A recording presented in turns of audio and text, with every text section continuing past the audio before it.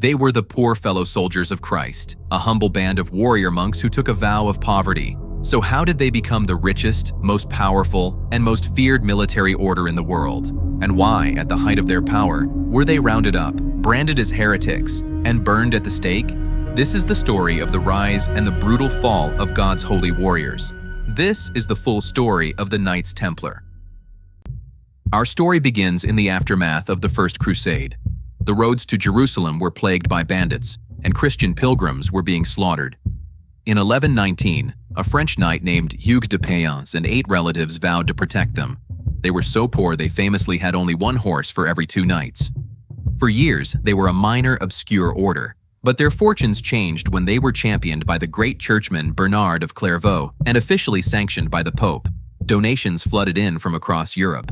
The Templars were no longer just protectors. They were an official holy order, exempt from all authority except the Pope himself.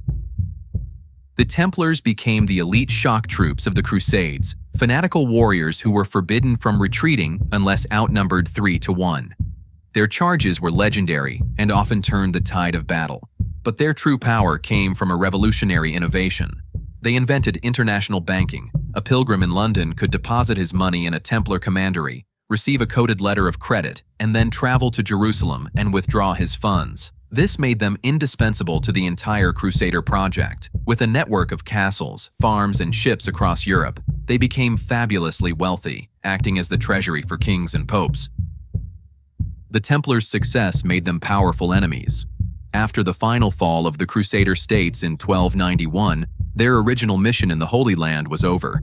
They were a standing army with no war to fight, and they were creditors to the most powerful men in Europe. King Philip IV of France, a man deeply in debt to the order, saw his chance. On Friday, October 13th, 1307, he launched a secret dawn raid, arresting every Templar in France. They were brutally tortured into confessing to fabricated charges of heresy, spitting on the cross, and worshipping a demonic head called Baphomet. Under pressure from the king, the Pope dissolved the order.